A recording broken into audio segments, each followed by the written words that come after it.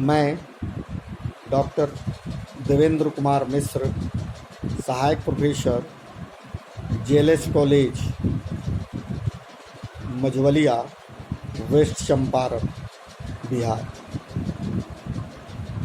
इसके पूर्व जो परिचर्चा आप लोगों से हमने चोल वंश के विषय में किया था, तो उसके प्रशासन और उसकी प्रशासनिक क्षमता जो बहुत ही काफ़ी सुदृढ़ थी, उसकी न्यायपालिका जो एक निष्पक्ष न्यायपालिका थी और विभिन्न तरह से दंड देने का प्रावधान था,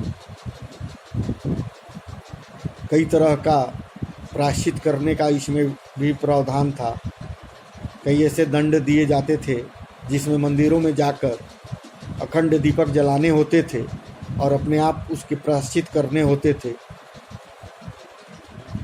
कुछ ऐसे केस होते थे जिसको सीधे राजा ही देखते थे और कुछ ऐसे केस थे जिसमें जो मंडल बनाया गया था, जो न्यायिक प्रक्रियाओं को देखने के जो विशेष पदाधिकारियों का गठन किया गया था, उन लोगों के द्वारा उसमें दंड निर्धारित किया जाता था।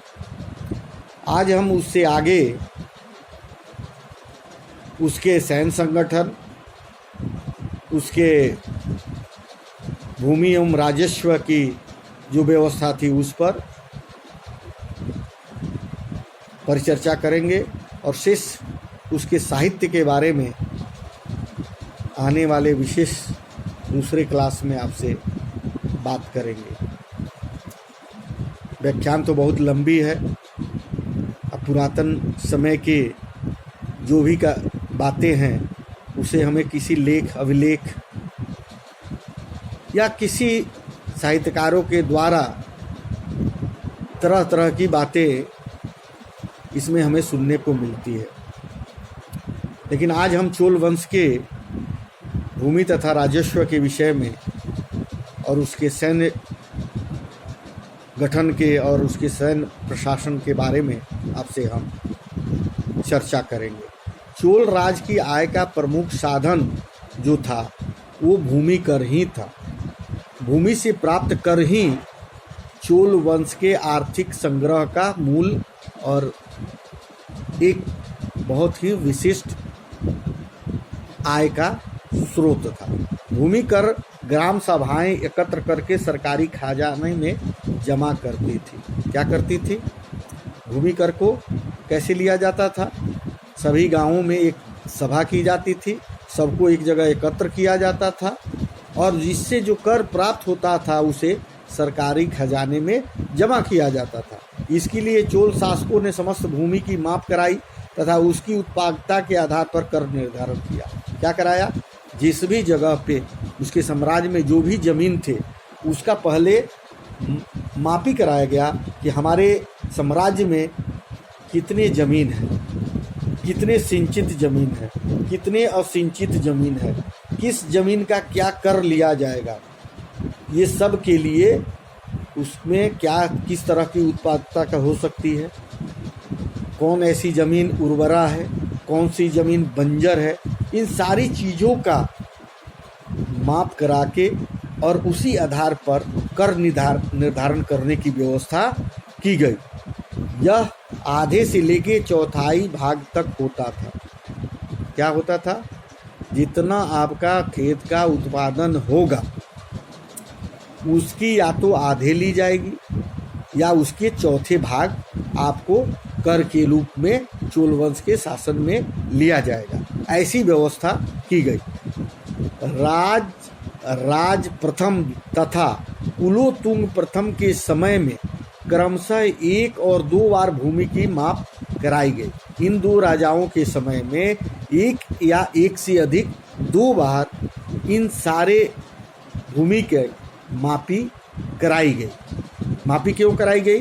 क्योंकि उसमें कर निर्धारण करने के लिए सुविधा होगी। कौन सी भूमि कैसी है और कितने क्षेत्रफल है, ये हमें मापी कराने से प्राप्त हुआ और उसमें क्या टैक्स लेना है इसका भी निर्धारण अच्छी तरह से किया गया कि किन खेतों से आधी फसल कर के रूप में लेनी है कि किससे चौथाई के रूप में लेनी है। इसका निर्धारण भी इन भूमि नापी और फसलों के आधार पर किया गया। भूमि की 12 से भी अधिक किस्मों का उल्लेख मिलता है। कितने प्रकार का? भूमि की जो श्रेणी मानी गई वो करीब करीब 12 तरह की श्रेणियों में इस भूमि को का उल्लेख इन सब बातों पे मिलता है। प्रत्येक ग्राम तथा नगर में रहने के स्थान, मंदिर, तालाब, कारीगरी के आवास, शमशान आदि सभी प्रकार के करों से मुक्त थे। क्या क्या चीज मुक्त थे?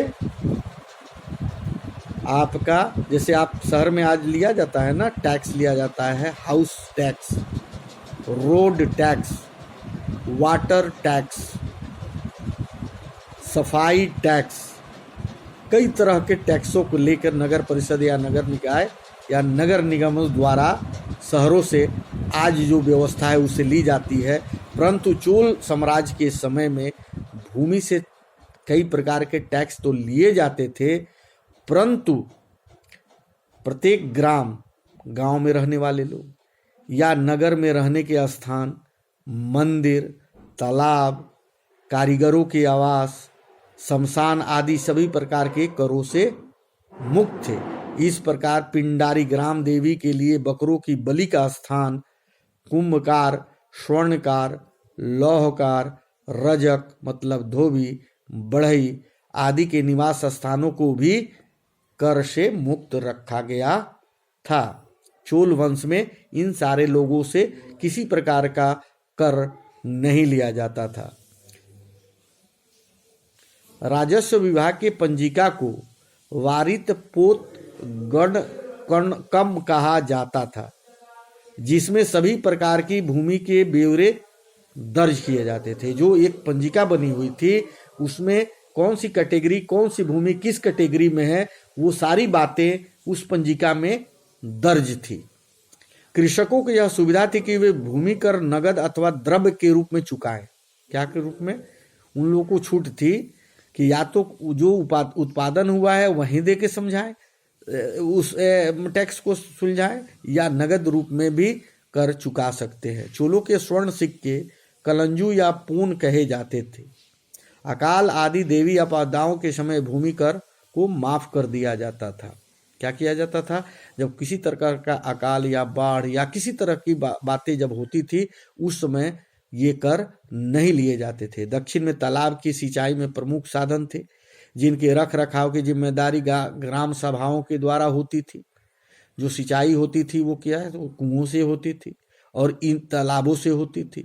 तो उसकी जो देख रेख जो होती थी वो, या उसकी जो मरम्मती होती थी वो जो होती थी वो ग्राम सभाओं के द्वारा ही की जाती थी। तालाबों की मरम्मत के लिए एरियाम नामक कर भी वसूल किया जाता था। कभी कभी करों को वसूलते समय जनता के साथ कठोर व्यवहार भी किया जाता था, जिससे उन्हें भारी कष्ट होता था। लोगों को पानी में डुबा देने तथा धूप में खड़ा कर देने का भी उल्लेख मिलता है कि इस काल में जो लोग टैक्स नहीं देते थे उन लोगों को पानी में डुबा दिया जाता था या खड़ा करके धूप में खड़ा कर दिया जाता। एक स्थान पर उल्लेख मिलता है कि तंजौर के कुछ ब्राह्मण लगान चुकाने में असमर्थ होने पर अपनी जमीनें छोड़कर गांव से भाग गए। ब्राह्मण कर नहीं दे पा रहे थे तो वो गांव छोड़ के वहां से भाग गए तथा उसकी जमीनें पड़ोस के मंदिर को बेच दी गई। पड़ोस के जो मंदिर थे उसको ये भूमि ब्राह्मणों द्वारा छोड़ी गई भूमि को बेच दिया। यदि भूस्वामी भूमि कर नहीं देता था तो कुछ समय के बाद उसकी भूमि दूसरे के हाथों में बेच दी जाती थी। हम लोग भी सुनते हैं कि पहले के ज़माने में लोग टैक्स नहीं दिया करते थे और टैक्स नहीं चुकाने के कारण उन लोग की ज़मीनें या सस्ते में दूसरे को बेच दिया करते थे। ऐसा हमारे देश में भी सुनने में मिलता है पूर्वजों के द्वारा। यदि भूस्वामी भूमि कर नहीं देता था तो उसकी भूमि निश्चित रूप से दूसरे हाथों में बेच दिया। राजेंद्र चोल के समय में यह अवधि 3 वर्ष तथा कुलोतुंग के समय में 2 वर्ष की थी। 2 वर्ष में अगर नहीं दिया या 3 वर्ष के अंदर ये टैक्स नहीं दिया तो उसकी जमीन को बेच दिया जाएगा। चोल इतिहास के परवर्ती युग में केंद्रीय शक्ति के निर्बल होने पर स्थानीय पदाधिकारी मनमाने ढंग से प्रजा का उत्पीड़न करने लगे। जनता द्वारा अन्यायपूर्ण करों के विरुद्ध विद्रोह किए जाने के उदाहरण भी प्राप्त होते हैं। क्या है कि अन्यायपूर्ण जो कर होता था उसके विरोध में भी लोगों का उल्लेख मिलता है। राज तृतीय तथा कुलोत्तुंग प्रथम के काल में इस प्रकार के विद्रोह किए गए। भूमि कर के अतिरिक्त व्यापारिक वस्तुओं, विभिन्न व्यवसायों, खानों, वन उत्सवों आदि पर भी कर लगते थे। आर्थिक जुर्माने में भी राज्य को बहुत अधिक धन प्राप्त होता था। नगरों में बेची जाने वाली वस्तुओं पर कर वसूलने का काम नगरम द्वारा किया जाता था। एक लेख में तट्टुपाटम, स्वर्णकारों, नमक, जल स्रोतों, बाट माप दुकानों आदि करों का उल्लेख मिलता है, जिन्हें वसूल करने का अधिकार नगरम को ही था। नगर की सभा को नगर सत्तार कहा जाता था, जिसमें व्यापारिक समुदाय के लोग शामिल थे। राज्य की आय का व्यय अधिकारी तंत्र, निर्माण कार्यों, दान, यज्ञ, महोत्सव आदि पर होता था। चोल लेख विभिन्न प्रकार के करों का उल्लेख मिलता है, जैसे आयम राजस्व, कुंडी में लगान, वृक्ष कर, नर पशु पर लगने वाला कर, गांव की रक्षा करने के लिए जाने वाला कर, द्वार कर, भवन कर, दुकानों पर लगने वाला कर, आजीविका वसु, आजीविका पर लगने वाला कर, पेवरी, तेलियों के लिए जाने वाला कर, मंगने, कुम्हार, लुहार, सुनार आदि के लिए जाने वाला कर आदि अनेक करों का अर्थ स्पष्ट नहीं है। इसीलिए कहा गया है पूर्व में कि इन लोगों से कर नहीं लिया जाता था, परंतु इसमें कोई स्पष्ट कर इन लोगों से लेने का इसमें नहीं वर्णन है। राजस्व विभाग के प्रमुख अधिकारी विरुत्तगपक कहलाते थे, जो अपने अपने अधिकार क्षेत्र में आय व्यय का हिसाब रखते थे। आगे हम आप लोगों से उसके चोल वंश के सैन्य संगठन के विषय पर चर्चा करेंगे। आज अपनी वाणी को यहीं पर विराम देता हूँ। पुनः आपसे अगले व्याख्यान में मिलूंगा। धन्यवाद।